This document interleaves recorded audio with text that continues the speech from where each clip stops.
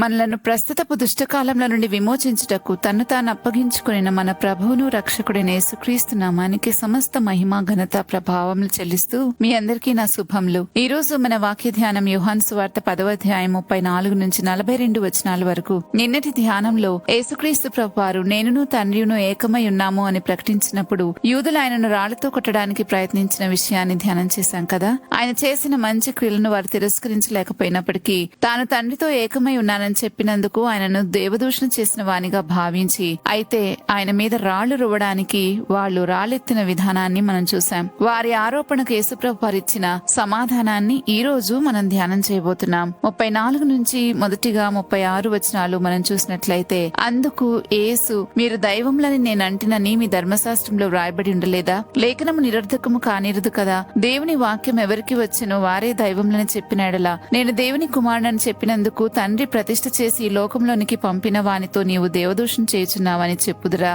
అని 36వ వచనంలో రాయబట్టం మనం చూస్తాం. అయితే ఈ వచనాల గురించి కొంచెం మనం లోతుగా ఆలోచిస్తే మనకి ఇక్కడ ఒక స్పష్టమైన సంగతి అర్థమవుతుంది. యేసు ప్రభువారు వారితో మీ ధర్మశాస్త్రంలో మీరు దైవములు అని రాయబడలేదా అని ప్రశ్నిస్తున్నారు. ఇక్కడ ప్రభు కీర్తనలు 82వ అధ్యాయం 6వ వచనంలో ఉన్న మాటను గుర్తు చేస్తున్నారు. అంటే దేవుని వాక్యం ఎవరికి వస్తుందో దేవుని తరపున ఆయన వాక్యాన్ని ప్రకటించడానికి లేదా తీర్పు చేయడానికి అధికారాన్ని పొందిన వారిని లేఖనాలు దైవములు అని పిలిచాయి. అయితే ఇక్కడ యేసుప్రభు ఒక ప్రశ్న వారి ముందు ఉంచారు. అదేంటంటే, దేవుని వాక్యం పొందిన మనుషులను లేఖనమే దైవములని పిలుస్తుంటే తండ్రే స్వయంగా ప్రతిష్ఠించి ఈ లోకానికి పంపిన వాడనైన నేను దేవుని కుమారుడను అని చెప్పినందుకు మీరెందుకు దేవదూషణ చేస్తున్నావు అని అంటున్నారు అన్న ప్రశ్నను ఇక్కడ ప్రభువు వారి ఎదుట ఉంచారు. ఇక్కడ యేసుప్రభు వారు తన మీదకు రాళ్లెత్తిన వారిని ప్రశ్నిస్తా ఉన్నారు. వారు గౌరవించే లేఖనాన్ని ఆధారంగా చేసుకుని వారి ఆరోపణలోని సంగతిని బయటపెడతా ఉన్నారు. దేవుని వాక్యాన్ని పొందిన వారికి లేఖనం దైవములు అనే పదాన్ని ఉపయోగిస్తే తండ్రి చేత ప్రతిష్ఠించబడి తండ్రి చేత పంపబడిన దేవుని కుమారుడైన తనను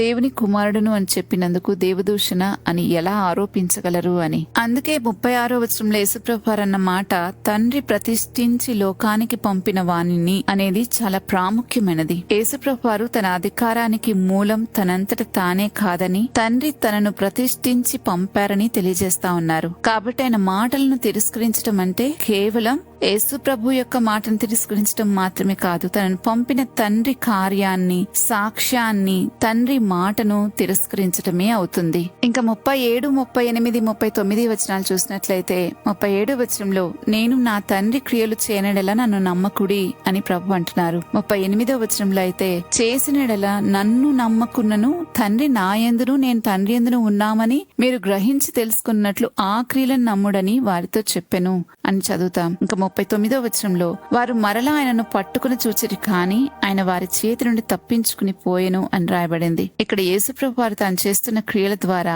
తండ్రి తనలో ఎంతగా పనిచేస్తున్నాడో గ్రహించమని చూపిస్తా ఉన్నారు. ఇక్కడ ప్రభు ఇంకొక అడుగు ముందుకు వేసి చెప్తున్నారు, నన్ను నమ్మకపోయినా నేను చేస్తున్న క్రియలను పరిశీలించి ఆ క్రియలనైనా నమ్మండి అని. ఎందుకంటే ఆయన క్రియలను నిజాయితీగా పరిశీలిస్తే ఆ క్రియల వెనక ఉన్న తండ్రి యొక్క మనసేంటో తప్పక గుర్తిస్తారు.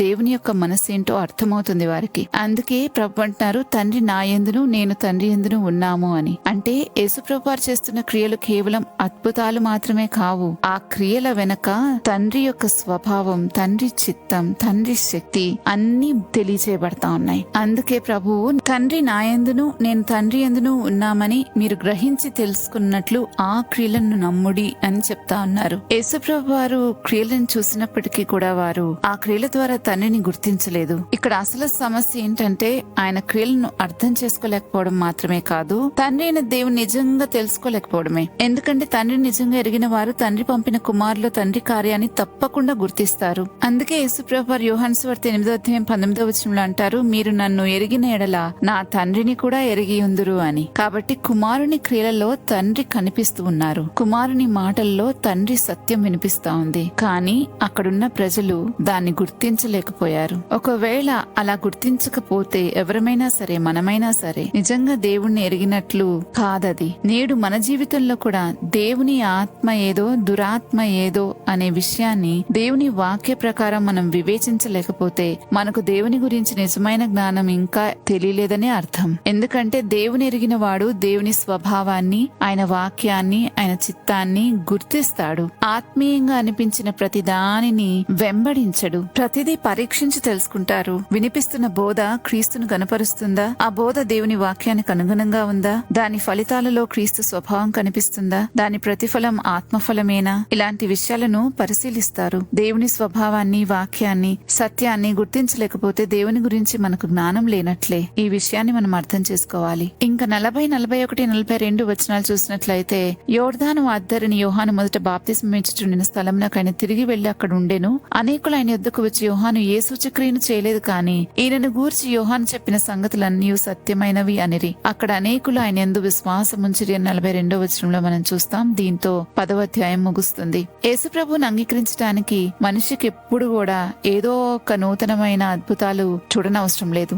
దేవుని వాక్యంలో ఇప్పటికే ఇవ్వబడిన సాక్ష్యాన్ని నిజాయితీగా పరిశీలిస్తే అది సత్యమని అంగీకరించే మనసుంటే చాలు. ఈ 3 వచనాలు ఒక మంచి క్రమాన్ని చూపిస్తా ఉన్నాయి. యోహాను సాక్ష్యం ఇచ్చాడు, ప్రజల సాక్ష్యాన్ని గుర్తు చేసుకున్నారు, యేసు ప్రభువులో అది సత్యమని చూశారు, ఆయన యందు విశ్వాసం ఉంచారు. కొందరైతే వినేసి ఊరుకుంటారు, కనీసం దానిని గుర్తుపట్టను కూడా పట్టరు, గ్రహించరు. అది సత్యమా కాదా అనేది కూడా పరీక్షించరు. ఈ రోజుల్లో మరీ ముఖ్యంగా ఎవరికీ అంత సమయం లేదు. కాబట్టి నమ్మాలనిపిస్తే నమ్ముతారు, వద్దనుకుంటే వద్దనుకుని వదిలేస్తారు. కానీ నిజమైన సత్యాన్ని తెలుసుకోవడమే మనిషి జీవితం యొక్క పరమార్థం అనేది ఎందరు గ్రహిస్తున్నారు? ఈ గ్రహింపున వారు ఖచ్చితంగా సత్యాన్ని అన్వేషిస్తారు. ఎవరైతే సత్యాన్ని ప్రేమించి సత్యాన్ని వెతుకుతారో వారు ఖచ్చితంగా క్రీస్తు దగ్గరకు నడపబడతారు. ఎందుకంటే ఆయన చెప్పారు, నేనే సత్యము అని. ఈ లేఖన భాగం అంతటిని పరిశీలిస్తే మనకు ఒక సంగతి అర్థమవుతుంది. కొందరేమో యేసుప్రభు చేసిన క్రియలను స్వయంగా చూసి ఆయన బోధలను స్వయంగా విన్నప్పటికీ ఆయనను విశ్వసించలేకపోయారు. అయితే మరికొందరు బాప్తిసం ఇచ్చే యోహానిచ్చిన సాక్ష్యాన్ని విని యేసుప్రభుని గురించి చెప్పిన సంగతులన్నీ యోహాను ఏం చెప్పాడో అవి సత్యమని అంగీకరించి చివరికి యేసుక్రీస్తునందు విశ్వాసం ఉంచారు. సత్యాన్ని నిజాయితీగా వెతికే హృదయం క్రీస్తును తప్పకుండా గుర్తిస్తుంది. క్రీస్తును గుర్తించిన హృదయం ఆయన యందు విశ్వాసం ఉంచి ఆయనను వెంబడిస్తా ఉంది. మరి ఈ రోజు మనం ఏ గుంపులో చేరున్నామో, ఎట్లున్నామో ఒక్కసారి మనల్ని మనం పరిశీలించుకుని ప్రార్థన చేసుకుందాం. ప్రస్తుతపు దుష్టకాలంలో నుండి విమోచించుటకు నేను నీవు అప్పగించుకున్న మా ప్రియ ప్రభువా, మీకు స్తోత్రాలు చెల్లిస్తున్నాం. ఈ రోజు మీరు మాతో మాట్లాడిన సంగతులను బట్టి మీ సన్నిధానంకు వస్తా ఉన్నాం. చాలా సార్లు ఎన్నో సంగతులు వింటున్నాము, వాటిని గ్రహించకుండా వదిలేస్తున్నాం. కొన్నిసార్లు గ్రహించిన తర్వాత వాటిని పరిశీలన చేయకుండా, వాటిని బట్టి బ్రతకకుండా వదిలేస్తున్నాం. తండ్రి, జాగ్రత్తగా బ్రతుకున్నట్లుగా మా మీద నీ కృప చూపమని ప్రాధేయపడుతున్నాం. అన్ని విషయాలలో నిజంగా సత్యాన్ని వెతికి కనుగొనే కృప మా పైన కుమ్మరించమని వేడుకుంటున్నాను. ఇదే మా జీవిత పరమార్థమని గుర్తించి అసత్యంలో నుంచి సత్యంలోనికి, అజ్ఞానంలో నుంచి జ్ఞానంలోనికి, మరణంలో నుంచి జీవంలోనికి మమ్మల్ని దాటివేసి ప్రభువా అందులో కొనసాగింప చేసి నిత్య జీవంలోకి నడిపించమని వేడుకుంటూ ఈ మనవులన్నీ యేసుక్రీస్తు ప్రభువారి నామంలో బ్రతిమాలుతున్నాము తండ్రి. ఆమెన్. మరుసటి ధ్యానంలో మరలా తిరిగి కలుద్దాం. అంతవరకు దైవాశీస్సులు. ఆమెన్.